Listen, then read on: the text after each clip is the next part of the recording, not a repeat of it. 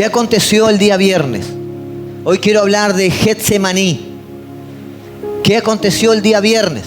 El día jueves, el día de ayer, hace más de 2000 años, Jesucristo estaba en una casona junto con sus discípulos, compartiendo el Cordero de la Pascua. Día jueves. Allí Él comparte con ellos, instaura la Santa Cena. ¿Cuántos recuerdan? Dijo: este es mi pan que por vosotros, este es mi cuerpo, partiendo el pan que por vosotros es partido. Y esta es mi sangre, cuando repartía el vino. También en esa oportunidad Jesús, en una actitud de servicio, de amor y de humildad, lavó los pies de sus discípulos. Día jueves. Pero terminó la noche. Ellos cantaron un himno, dice la Biblia, y se fueron de aquel lugar. Se fueron al Monte de los Olivos, al huerto de Getsemaní. Este huerto de los Olivos tenía este nombre porque quiere decir prensa. Del griego es prensa. ¿A qué se refiere? En el huerto de los Olivos, en este lugar, evidentemente había alguna prensa que había sido usada. ¿Para qué? Para sacar el aceite de oliva, ¿verdad? Entonces, Getsemaní significa prensa. Y amados, quiero contarles, relatarles lo que realmente Jesús experimentó en esta noche allí en el huerto de Getsemaní. Porque muchos malinterpretan y dicen: pero ¿y Jesús qué tanto lloró por morir? ¿Qué tanto sufrimiento tuvo por morir? Y cuando lo leemos, no interpretamos toda la enseñanza que hay detrás de todo este contexto. Esta es una historia de agonía del Señor Jesús, allí en el huerto de Getsemaní.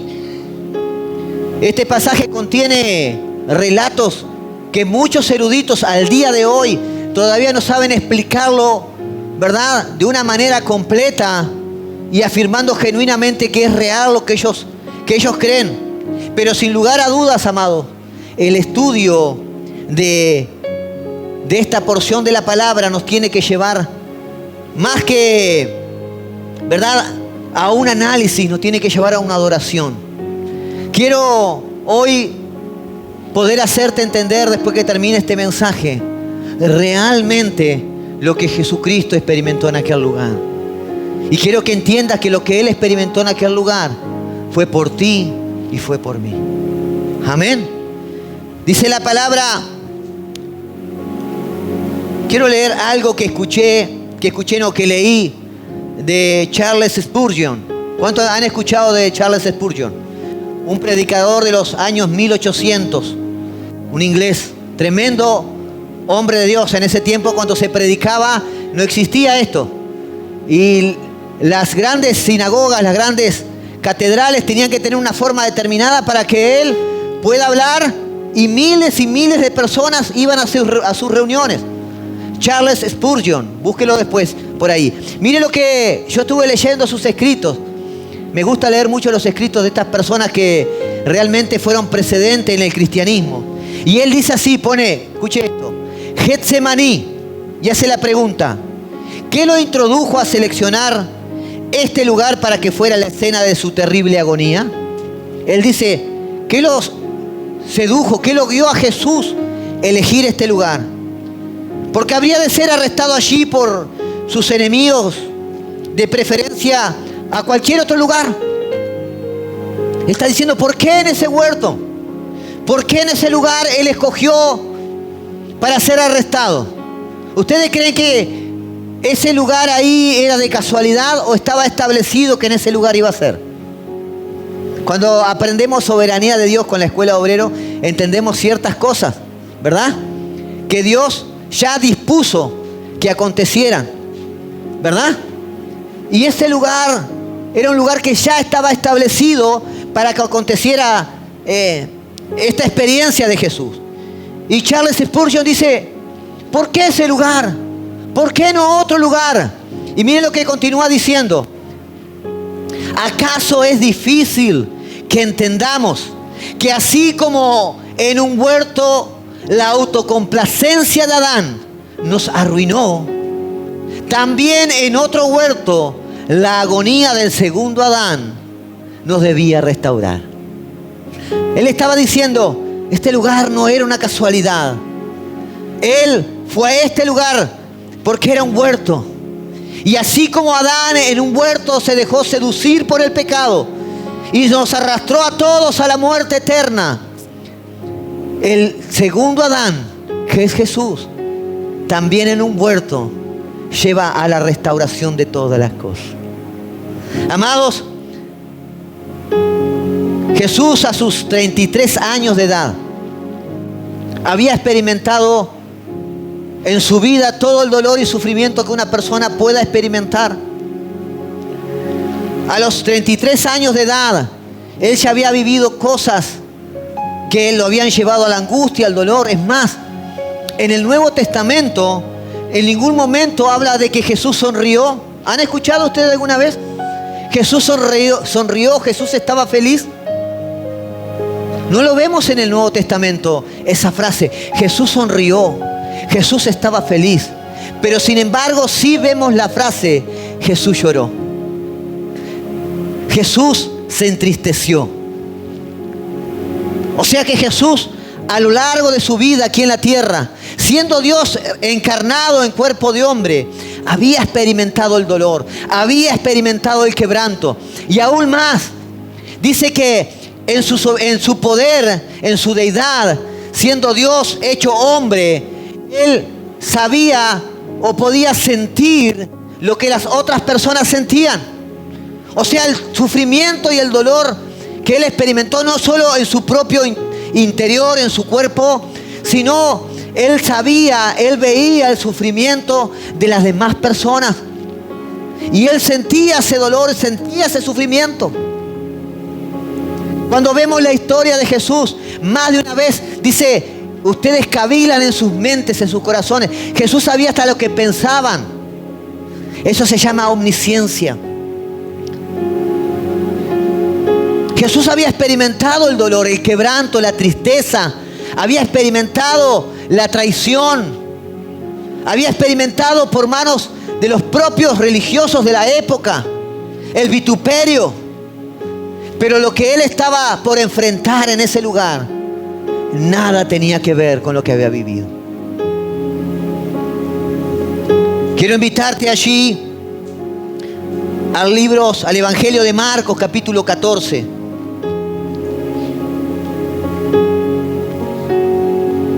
Marcos capítulo 14, versículo 32 en adelante. Quiero decirte que este relato, esta experiencia de Jesús, se encuentra en los 4 evangelios: Mateo, Marcos, Lucas y Juan. Y cada uno tiene algunos puntos de vista diferentes. Por más que el Espíritu Santo les inspiró para que escribieran, Él respetó sus puntos de vista. Y cuando leemos en los 4 evangelios, encontramos cosas que en uno se dicen y en otro no. Por eso es importante que usted entienda que yo en este estudio voy a tomar pasajes de otro evangelio que está hablando de la misma situación de Jesús, para poder profundizar y hacerle entender a usted lo que realmente Jesús estaba experimentando. Quiero enseñarle a usted, o quiero mostrarle a usted, qué enseñanza Jesús le quiso dejar en ese entonces a sus discípulos. Marcos capítulo 14 dice la palabra del Señor. Vinieron pues a aquel lugar que se llamaba Getsemaní, y dijo a sus discípulos: sentaos aquí, entre tanto que yo oro.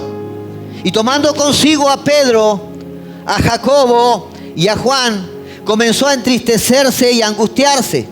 Y les dijo: mi alma está muy triste hasta la muerte. Quedaos aquí y velad. Y yéndose un poco más adelante, se postró en tierra y oró que si fuese posible pasara de él aquella hora. Y decía: Abba, Padre, todas las cosas son posibles para ti. Aparta de mí esta copa, mas no lo que yo quiero, sino lo que tú. Vino luego y los halló durmiendo y dijo: Pedro, Simón, ¿duermes? ¿No has podido velar una hora? Y les dice: velad y orad para que no entréis en tentación. El espíritu a la verdad está dispuesto, pero la carne es débil. Otra vez se fue y oró diciendo las mismas palabras. Y al volver otra vez los halló durmiendo, porque los ojos de ellos estaban cargados de sueño y no sabían qué responderle. Vino la tercera vez y les dijo: dormid ya y descansad. Basta, la hora ha venido. He aquí el Hijo de Dios, el Hijo del Hombre, es entregado en manos de pecadores. Levantaos, vamos, he aquí se acerca el que me entrega. Amados, como les dije, esta experiencia de tristeza, de dolor, de sufrimiento, desafían la comprensión del ser humano. Desafían el entendimiento lógico. Esto, amados, no es una situación que esté atada a la realidad de las cosas naturales. Esto es una lucha sobrenatural, la cual Jesús va a experimentar. Es un conflicto privado, divino. Esto es el ápice de la vida de tristeza y agonía y dolor de nuestro amado Jesucristo. En esta noche, Él estaba allí a la espera por adelantado de beber la copa de ira, la copa divina, esa copa de ira preparada por Dios, que sería suya de manera total allí en la cruz del Calvario. Él en este lugar estaba librando una batalla. Y amados, dice que era tan sorprendente esta lucha que él tuvo. Fue tan sorprendente la experiencia que él vivió, que en una parte dice: mi alma está muy triste hasta la muerte. No cualquiera dice eso, y menos Jesús. No le había dicho con todo lo que había sufrido, con todo lo que había experimentado. Él nunca dijo en otras oportunidades esto. Pero sin embargo aquí lo estaba diciendo: mi alma está muy triste hasta la muerte. Y quiero, amados, desarrollar algunos pasajes, algunas escenas que vemos a continuación en este mismo capítulo. En el versículo 32 dice, comenzando allí el relato, que vinieron pues a un lugar que se llamaba Getsemaní. Y como les dije, hoy estábamos hablando sobre la medianoche del día viernes, el mismo día que iba a ser crucificado. ¿Quiénes venían a este lugar? Jesús y sus 11 discípulos. ¿Quién estaba faltando? Judas, que ya estaba tramando entregar a Jesús. Ahora, cuando se dirigían desde la casa donde habían celebrado la Pascua hasta este lugar, Jesús venía hablando con sus discípulos. Y esto lo vemos en los capítulos anteriores. Jesús venía caminando con ellos hasta este monte y les venía exhortando, les venía alertando de lo que iba a acontecer. Él les decía a sus discípulos: ustedes todos hoy me van a entregar. Ustedes van a tropezar, van a caer.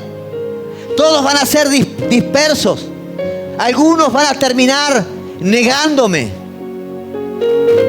Y recuerdan que Pedro dijo: Señor, eso no va a acontecer. Hasta la muerte, si fuera posible, iré contigo. Pero Jesús, conociendo lo que iba a acontecer, les estaba alertando. Y ellos no creyeron esto. Jesús les advirtió la debilidad que ellos tenían y que ellos mismos no sabían. Y Jesús hace así con muchos de nosotros, o con todos de nosotros, o con todos nosotros, perdón. Él nos muestra qué hay realmente dentro de nosotros a través de diferentes circunstancias, a través de diferentes procesos. Jesús nos alerta. Y aunque nosotros no lo creamos, no, yo soy paciente. A mí muchos me han dicho: pastor, yo soy paciente. Pastor, usted no sabe, yo tengo fe. Pastor, yo amo a Dios y voy a persistir. Pastor, yo esto, yo aquello. Pero la realidad es que nosotros mismos no sabemos qué hay en nuestros corazones hasta que pasamos un conflicto como estos, para que Dios nos muestre y nos revele. Y esto era lo que estaba aconteciendo con sus discípulos. Jesús les estaba alertando. Ahora, este lugar, este huerto que había sido prestado a Jesús, era un lugar que Jesús concurría asiduamente. Cada vez que Jesús iba a la capital, dice que Él se apartaba. Él se iba a este huerto para apartarse de las multitudes, para tener tiempo a solas con Jesús, con Dios, para tener esos tiempos de comunión con Dios. También usaba este lugar para apartarse con sus discípulos y darles determinadas enseñanzas privadas para ellos.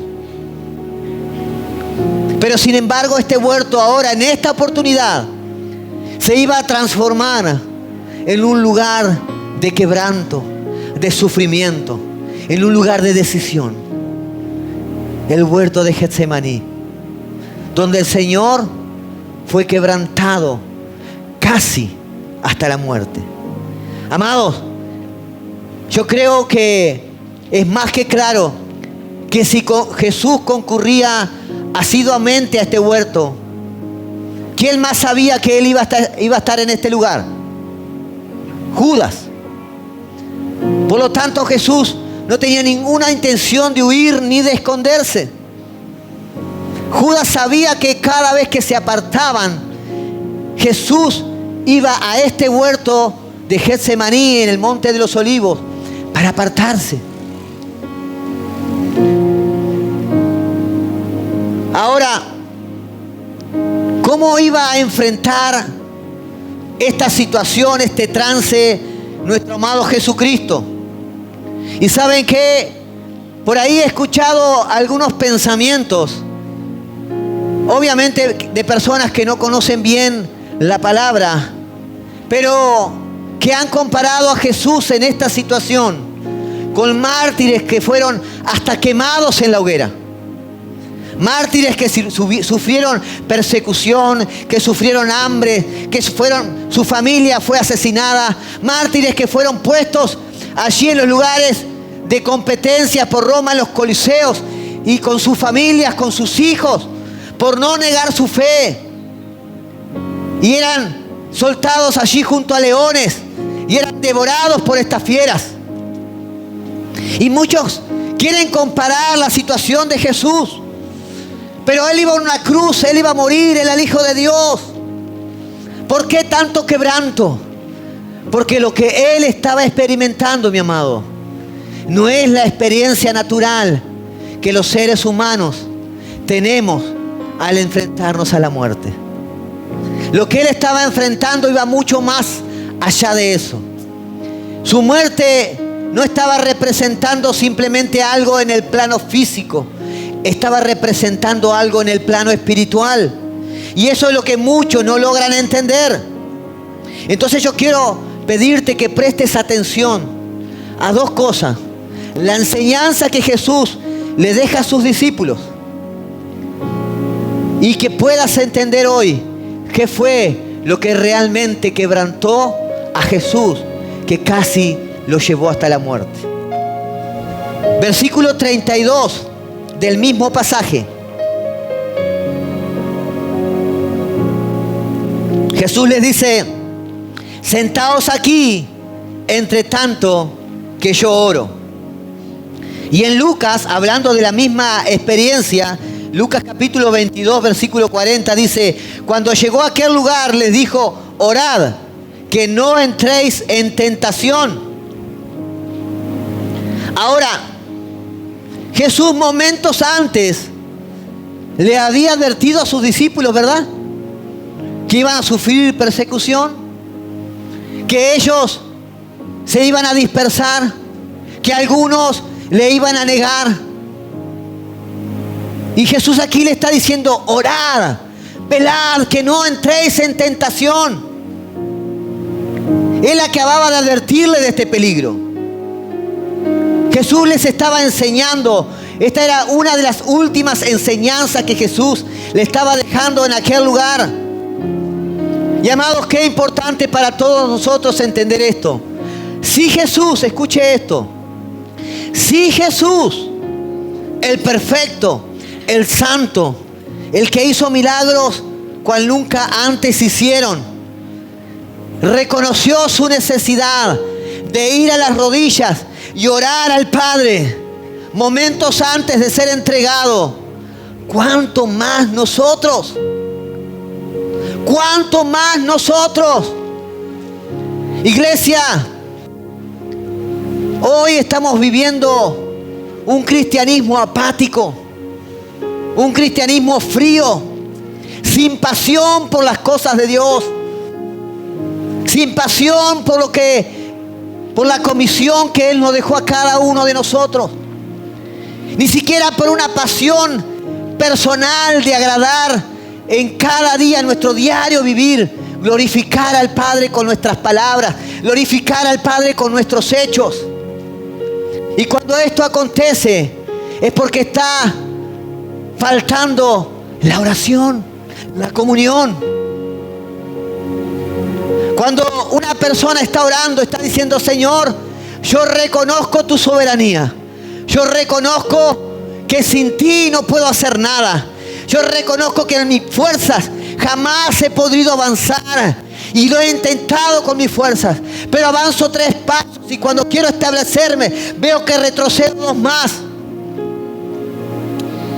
Aquella persona que tiene esa vida de oración reconoce su necesidad de Dios, reconoce su necesidad de ir cada día a buscarle, de ir cada día y en una oración muy sencilla, abriendo tu corazón, presentarle ese día: Señor, quizás no conozco mucho de ti, pero quiero comenzar este día entregándotelo a ti. Te pido que me guíes, que me des sabiduría. Y eso es fe. Eso es el principio de la fe. Cuando usted comienza a creer que esa oración que usted está haciendo, el Padre la está escuchando y que Él la va a responder. Porque la Biblia dice que Él escucha a los justos. ¿Cuántos lo creen? Él escucha las oraciones de los justos. Y justo no quiere decir perfecto. Puedes estar en el lodo más profundo, en el pozo más oscuro, pero si te has presentado ante Él con un corazón sencillo, humilde, Él escucha. Él escucha y corre a tu socorro. ¿Qué padre dejaría a su hijo tirado? Ahora vemos a Jesús enseñando a sus discípulos la importancia de orar. Aquí en el Nuevo Testamento la Biblia dice que hoy tenemos un sumo sacerdote que es Jesucristo, que Él intercede por ti y por mí ante el Padre. Pero queridos, quiero decirte que si no estás orando, que si está faltando la oración en tu vida, fácil puedes ceder a la tentación. Jesús le dijo: orad para que no caigan en tentación.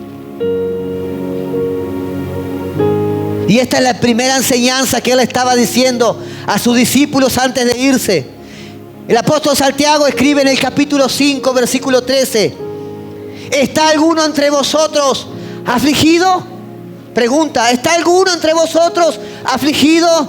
Dice simplemente, no dice haga 3 cánticos, no, rece 3 Ave María. No, dice haga oración. Está diciendo, hable con Dios.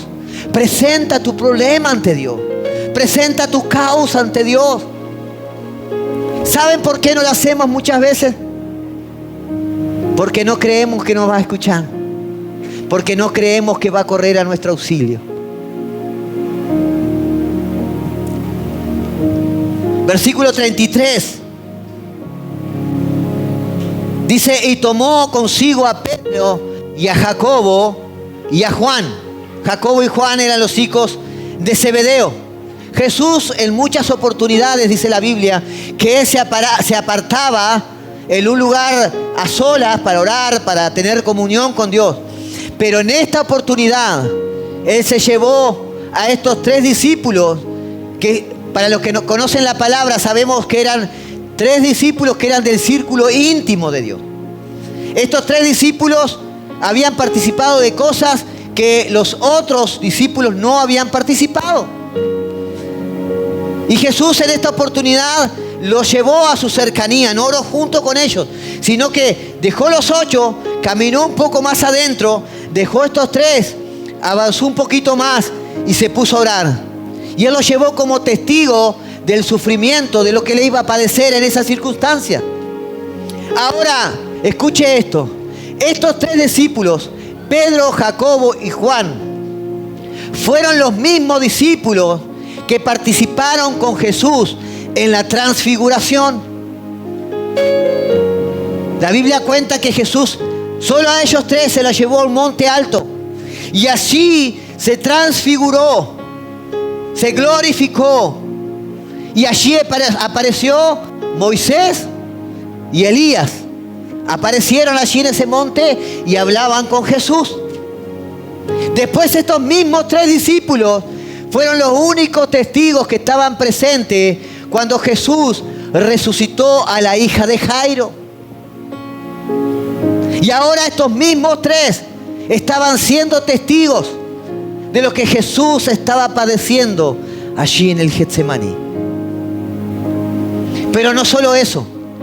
2 de estos discípulos, Jacobo y Juan, usaron a su madre una vuelta para pedirle a Jesús que cuando Jesús estuviera en su gloria, ellos ocuparan un lugar a su derecha y a su izquierda.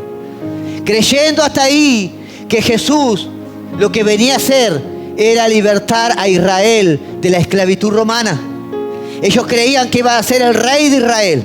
No estaban entendiendo nada con todo lo que Jesús le había enseñado. Ahora, estos mismos discípulos, Jacobo y Juan, le dijeron: Señor, cuando tú estés en el reino, pon a uno a tu derecha y otro a tu izquierda. Y Jesús le dijo: ustedes no saben lo que me están pidiendo, no tienen idea. ¿Acaso podrán beber de la misma copa que yo beba? Y ellos dijeron: sí, Jesús, claro que podemos beber. No saben lo que están pidiendo, dijo Jesús. Ahora yo creo que estos mismos Jacobo y Juan, que estaban allí cerca de Jesús en el Getsemaní, viéndolo orar y diciendo: Padre, si fuera posible, pasa de mí esta copa, pero no sea lo que yo quiero, sino lo que tú quieres. Pasa de mí esta copa. Ellos habrán dicho: de esa copa queríamos beber. Y Jesús está diciendo: si fuera posible, pasa de mí esta copa. Yo creo que ahí ellos dijeron: qué locura. No teníamos idea de lo que estábamos hablando. O sea que estos discípulos participaron en 3 situaciones espirituales: en la resurrección de una niña, en la transfiguración gloriosa de Jesús, y ahora estaban siendo partícipes de la agonía de Jesús en el Getsemaní. Versículo 33. Y ahora sí quiero entrar a lo que realmente él estaba experimentando. Quiero explicarte qué realmente era lo que estaba aconteciendo en Jesús para que él pueda experimentar este sufrimiento, tanto así que llegaba casi, dice, hasta derramar gotas de sangre hasta la muerte. Versículo 33 dice: y comenzando a entristecerse y a angustiarse. Ahora aquí el evangelista utiliza del original 2 palabras muy fuertes para indicarnos el estado emocional de Jesús, esa perturbación interna que él tenía. Entristecerse es una forma compuesta del verbo estar asombrado. Jesús estaba asombrado. En otras palabras. Y ahora usted me puede decir: Jesús asombrado. Pero si Jesús era omnisciente, si Él todo lo sabía, Él todo lo veía, ¿cómo Jesús podía estar angustiado, asombrado? ¿Cómo era Jesús? ¿Cómo era que Jesús, siendo omnisciente, habiendo tenido determinada cantidad de experiencia, esto lo pudiera asombrar? Usted me puede decir: pero ¿realmente habría algo que sorprendería a Jesús? Y es más, que esto que lo sorprende le logre causar esa angustia, ese quebranto, esa agonía. ¿Qué podrá acontecer? ¿Qué podrá hacer? Y amado, la respuesta es sí. Estaba aconteciendo algo que Jesús no conocía. Hay una experiencia que él nunca había tenido y estaba a punto de tenerla. Entonces él estaba asombrado, sorprendido, a tal nivel de angustia que estaba sintiendo que se moría por eso. ¿Qué es esto que estaba sintiendo? ¿Qué es lo nuevo? Jesús estaba por experimentar la voluntad del Padre y aceptar la función de volverse un sacrificio por el pecado. Él estaba por experimentar el llevar el pecado del mundo. Amados, él aquí en esta situación estaba enfrentando algo totalmente extraño para él. Recuerden que él era santo. Él nunca había conocido pecado. Él nunca había conocido la ira de Dios. Él nunca había conocido la separación de Dios. Y en esta oportunidad Dios le estaba pidiendo que aceptara el pecado como alguien que llevaría la culpa, el pecado del mundo, de la humanidad. Él debía llevar el pecado para llevar la ira de Dios. Él debía llevar el pecado para recibir el castigo divino. El castigo divino que te corresponde a ti, que me corresponde a mí. Si Él estuviera en este tiempo y le preguntáramos, Jesús, ¿qué es lo que está aconteciendo? Él estaría diciendo, es que siento la ira de la copa de Dios sobre el pecado de esta nación, sobre el pecado de la vida de cada uno de ustedes, los pecados cometidos anterior, durante y después. Eso lo estoy sintiendo. Y yo quiero que entienda esto. Él era santo. Él era santo. Segunda de Corintios capítulo 5, versículo 21. Dice, el que no conoció pecado, por nosotros lo hizo pecado, para que nosotros fuésemos hechos justicia de Dios ante Él. ¿Cómo es posible esto? ¿Cómo es posible que en su santidad, en su perfección, Él decida llevar todo el peso de pecado? Capaz que no logramos entender y dimensionar esto, amados. Pero Él estaba viendo el nivel de ira divina que estaba por ser puesto sobre sus hombros. Él estaba por experimentar la ira divina de Dios. Jesús estaba por recibir una incontable cantidad de ira divina, una incontable cantidad de castigo por el pecado. La Biblia dice que la paga del pecado es la muerte. Jesús en estas circunstancias no estaba mirando así lo que iba a acontecer en su cuerpo físico en la cruz. Él estaba experimentando lo que su cuerpo espiritual, lo que su ser iba a recibir. Iba a recibir la copa de la ira de Dios. Y esta copa habla en el Antiguo Testamento cuando el juicio de Dios viene sobre pecadores. El castigo de Dios, la ira eterna. Eso estaba recayendo. Los pecados de toda la humanidad, presentes, pasados y futuros. Su castigo eterno de cada hombre estaban recayendo sobre Jesús. Yo te quiero hacer una pregunta. ¿Cuántas veces has fallado? ¿Cuántas veces has cometido pecado? ¿Cómo te has sentido cuando lo has reconocido? ¿Qué has sentido? ¿Te has sentido feliz? ¿O hay un sentimiento de culpabilidad? ¿Un sentimiento de vergüenza? ¿Hay eso? ¿Cuando has pecado? ¿Hay un sentimiento de falla, de traición? Si nosotros, cada uno, personalmente hemos sentido eso, imaginen lo que Jesucristo estaba recibiendo, lo que Él estaba viendo que iba a recibir en la cruz del Calvario. Él estaba viendo que estaba por recibir la ira de Dios sobre pecado del mundo, sobre cada hombre de esta humanidad. Yo no sé, amado, amada,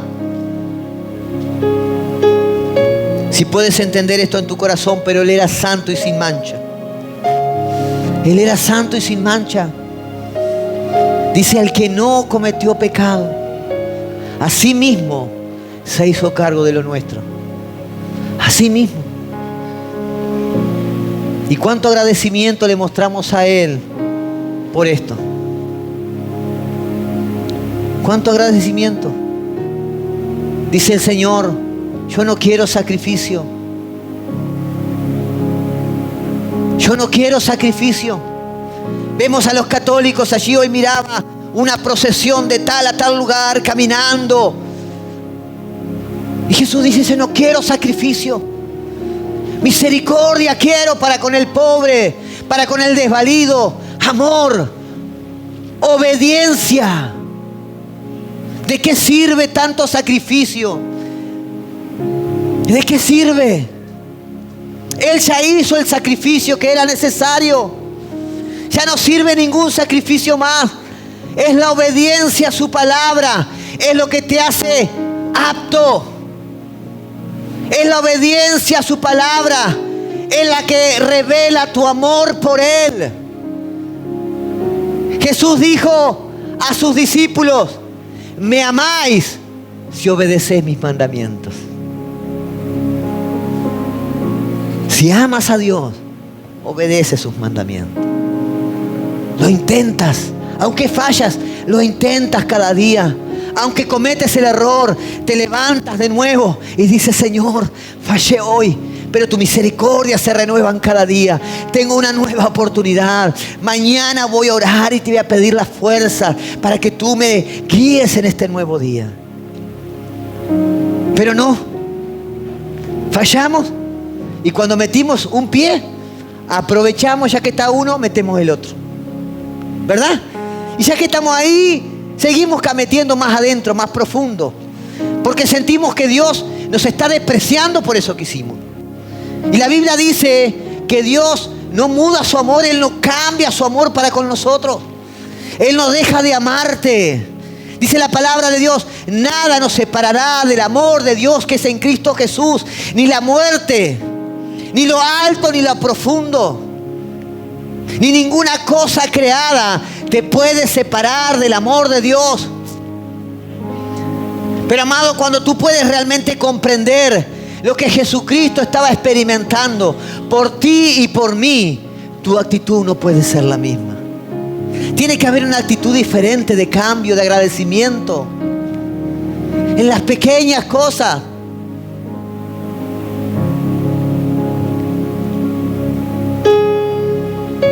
En el versículo 34 dice que Él mismo dijo, mi alma está muy triste hasta la muerte. Y en Lucas capítulo 22 versículo 43 dice que Dios envió un ángel para que le fortaleciese. Dios envió un ángel para que fortaleciera a Jesús, porque Él estaba al borde de la muerte. Ahora, ¿qué tan severa era esta agonía que Él estaba experimentando? En Lucas 22, 44 dice, y estando en agonía, oraba más intensamente, y era su sudor como grandes gotas de sangre. Escuche esto, oraba más intensamente, y era su sudor como grandes gotas de sangre que caían hasta la tierra. Y saben, algunos dicen, sí, pero esto era figurativo. No, no era figurativo. ¿Saben que clínicamente esto existe? Hay una patología que se llama hematohidrosis o también hemidrosis. Y esto se refiere a una afección en la cual los vasos sanguíneos capilares, que son los que están por encima, ¿verdad? Los vasos sanguíneos que están contra la piel, los vasos sanguíneos capilares, que alimentan las glándulas sudoríparas. Dice que de tanta presión por la agonía, de tanta presión por el estrés emocional extremo que está viviendo esa persona, comienzan a reventar, comienzan a estallar y comienza a salir sangre. No es algo figurativo, realmente Jesús estaba triste, estaba conmovido casi hasta la muerte. Si Dios no envía a ese ángel, Él no podría haber resistido lo que Él estaba experimentando. Escuche una cosa, un ser santo, completamente santo, perfectamente santo. ¿Cómo podía ser que Él iba a recibir sin más ni menos todo el peso del pecado? Y yo cuando escribía esto me ponía a imaginar algo que nos lleva a sufrir, algo que nos lleva a una tensión extrema. ¿Cuántos de los que están aquí en alguna oportunidad han estado en una situación casi de por ahogarse? No que se hayan ahogado porque si no estarían acá, a no ser que haya ocurrido algún milagro. ¿Cuántos han estado o han visto alguna persona que se está ahogando? Usted no está en su medio natural. Usted ya siente que no va a respirar. Yo tengo algunas personas he salvado que se estaban ahogando. Y las personas comienzan a querer aferrarse de lo primero que agarran. Y su cara, sus ojos, parece que van a salir de órbita. Y se desesperan. Y si no saben, aún grandes nadadores se descontrolan. Y quieren manotear algo. Y esa desesperación es porque están en un ambiente al cual no están acostumbrados. ¿Verdad? ¿Quién está acostumbrado a ahogarse acá? Si no, yo voy al río 2 o 3 veces a la semana y me trago un poco de agua ahí hasta que me sacan. ¿Verdad que no es muy común en nosotros? Jesús estaba teniendo una experiencia que no era común a Él por su naturaleza, por su santidad. El recibir ese pecado estaba siendo demasiado para Él. Y cuando Él decía, Padre, si fuera posible, pasa de mí esta copa. Él lo estaba diciendo porque, Señor, en mi santidad soy perfectamente santo. ¿Qué tengo que ver yo con el pecado? Ahora, en otro evangelio, este mismo pasaje, Jesús dice, Padre, si fuera posible, pasa de mí esta copa. Pero no dice, pero no lo que yo quiera, sino lo que tú quieras. Dice, Padre, pero para esto he venido. Para esta misión he venido al mundo. Yo quiero preguntarte en esta noche. Hoy escuchaba allí mientras terminaba de prepararme, puse una adoración que se llamaba Getsemaní. Y decía, el Getsemaní es el lugar de decisión. El Getsemaní es el lugar donde tu oración recibe un no. ¿Cuántos han hecho oraciones y han recibido un no? Como Jesús le había recibido. Y no han escuchado respuesta. Sin embargo, Jesús siguió adelante. Yo quiero hacerte una pregunta. ¿Cuál es tu Getsemaní? ¿Cuál es la decisión que tú debes tomar? Ya viste que el Señor hizo todo el sacrificio que tenía que hacer por ti en la cruz del Calvario. Pero ¿cuál es tu Getsemaní? ¿Cuál es ese lugar donde estás parado, donde llegas a pararte y tienes que tomar ciertas decisiones y no lo estás haciendo? Hoy, viendo lo que experimentó realmente Jesús en este lugar y aún teniendo una respuesta negativa de Dios, yo quiero preguntarte, ¿volverías a ese Getsemaní? ¿A buscar ese encuentro con el Padre? ¿A ese lugar de decisión? Ponete de pie, por favor. Quiero orar en este tiempo. Y si esta palabra habló a tu corazón, yo creo que hoy te vas a ir yendo de este lugar realmente valorando el sacrificio de Cristo en la cruz del Calvario. Mañana vamos a hablar todo lo que pasó allí en la cruz del Gólgota. Getsemaní fue el lugar de decisión. El Gólgota fue donde el lugar Jesús cumplió su llamado. Ahí donde estás, levanta tus manos y decirle: Señor, hoy realmente comprendo lo que tú sufriste por mí. Realmente entiendo la angustia, el quebranto, el dolor que tú experimentaste allí en el Getsemaní. Y esto fue por mí. Y yo te pido perdón por no valorar esto, por no entenderlo. Pero hoy quiero cambiar esto en mi vida. Realmente en mi día a día yo quiero valorar y quiero recordar lo que tú hiciste por mí. Y que este Getsemaní en el cual yo puedo estar parado hoy o puedo pararme en otro día, ese Getsemaní de las decisiones que yo tenga que tomar, que marquen un antes y un después en mi vida, que realmente pueda ser obediente a ti. Aunque tu respuesta sea un no. No, hijo, no en este tiempo. Aún no lo voy a hacer. Que aunque tu respuesta sea esa, yo pueda estar firme, cimentado en Cristo, que es la roca, para poder realmente cumplir con el llamado que tú has puesto en mi vida. Padre, en el precioso nombre de Jesús, te damos gracias. Gracias.